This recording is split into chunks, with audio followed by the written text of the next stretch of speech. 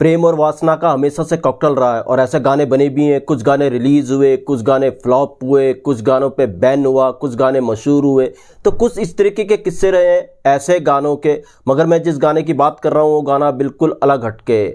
आवाज़ की खूबसूरती ने और शब्दों ने बहुत कुछ इस गाने में छुपा लिया था। कौन सा ये गाना था, किस फिल्म का गाना था, आज इस पर बात करेंगे। दोस्तों चैनल पर नहीं तो चैनल को सब्सक्राइब कर लीजिएगा, बेल आइकन भी प्रेस कर लीजिएगा ताकि नोटिफिकेशन आप तक पहुंचते रहे। नमस्कार, मैं महेश कोहली बॉलीवुड संगीत के सफर से। जब मैं ये एपिसोड बनाने की सोच रहा था मेरे दिलो दिमाग में कई ऐसे गाने घूम गए थे। मुझे लगा कुछ ऐसे गानों के बारे में भी बात होनी चाहिए। 1956 में एक फिल्म आई थी CID, गीता दत्त जी का एक गाना था जाता कहाँ है तू दीवाने। इसमें एक शब्द था फीपी। इस शब्द से रेडियो स्टेशन वालों को इतनी आपत्ति हुई, उन्होंने ये गाना ही बैन कर दिया था। फीपी शब्द आ कैसे गया था? सच कहूं, क्या इस शब्द के अंदर कुछ ऐसा था? बिल्कुल नहीं, पता नहीं यार क्यों बैन कर दिया था।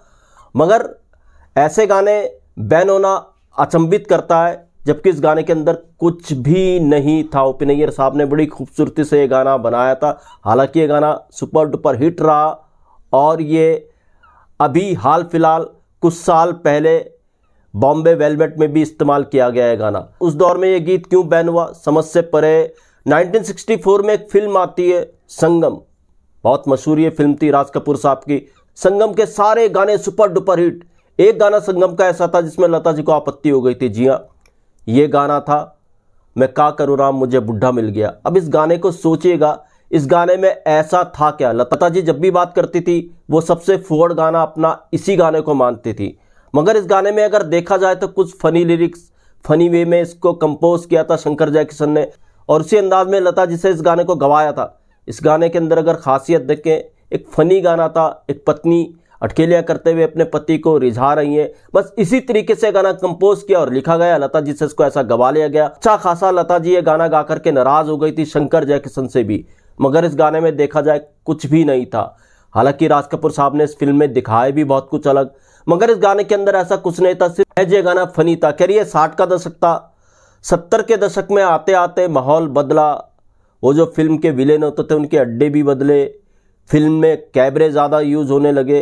तो 70 के दशक ही में एक गाना आता है, एक फिल्म आती है जॉनी मेरा नाम। जॉनी मेरा नाम में एक गाना था, आशा जी ने इसको गाया था। हुस्न के लाखों रंग कौन सा रंग देखोगे, हाजिर है ये बदन कौन सा अंग देखोगे। इसमें जो पोइट्री की गई थोड़ा खुला करके की गई। मगर अगर देखेंगे उस दौर में कुछ ऐसा चल रहा था 70 के दशक में, थोड़े विलन के अड्डे बदल गए थे और विलन के अड्डों पर ऐसे नाच गाने हुआ करते थे। तो ये गाना थोड़ा खुला तो था, इतना ज़्यादा अश्लील भी नहीं लगा लोगों को। सुपर डुपर हिट ये गाना हुआ था, जैसा गाना बनना चाहिए था। जिस ढंग से अश्लील गाना बनाने चाहते थे वैसे बना नहीं। हालांकि आज भी ये गाना पॉपुलर है, मगर उस तरीके से इस गाने को देखा जाता ही नहीं है।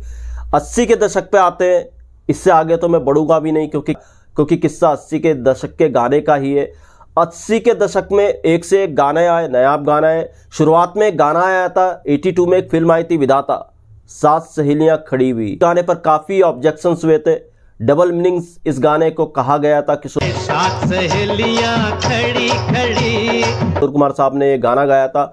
डबल मीनिंग के कारण ये गाना काफी चर्चाओं में रहा, मगर फिर भी ये गाना अच्छा खासा हिट रहा। महज ये गाना डबल मीनिंग बन के रह गया। मेरा कहने का मतलब है, मैंने जितने भी गाने किए या तो उनमें थोड़ा बहुत छिछोरापन था, थोड़ी अश्लीलता थी, कुछ डबल मीनिंग्स थे।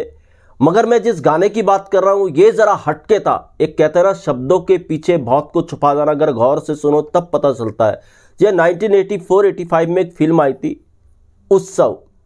उत्सव उत्तेजना भरी फिल्म थी और बनाया भी इसी मकसद से था। थोड़ी सी पॉलिटिकल बेस्ड ये मूवी थी, उत्तेजना से भरी ये फिल्म थी। रेखा जी का इसमें अहम किरदार था।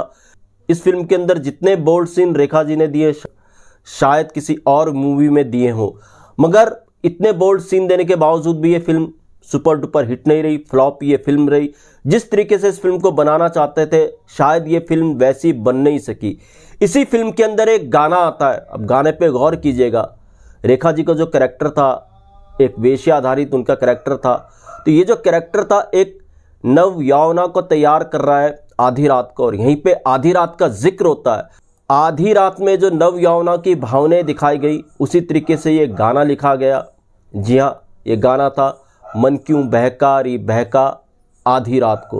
मन क्यों बहका रे बहका आधी रात को। अब इस गाने को अगर आप स्क्रीन पे देखो तो आपको थोड़ा हॉट लग सकता है, वो भी किरदारों के कारण, मगर इस गाने का अगर आप ऑडियो ट्रैक सुनोगे तो आपको पता ही नहीं चलेगा।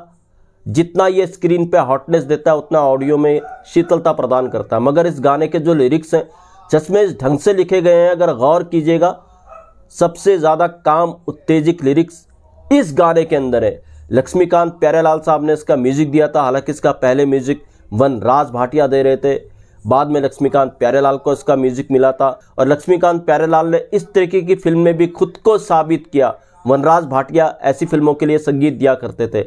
इस गाने को वसंतदेव साहब ने लिखा और इस ढंग से ऐसी भावनाओं को लिखा जो कमाल की थी।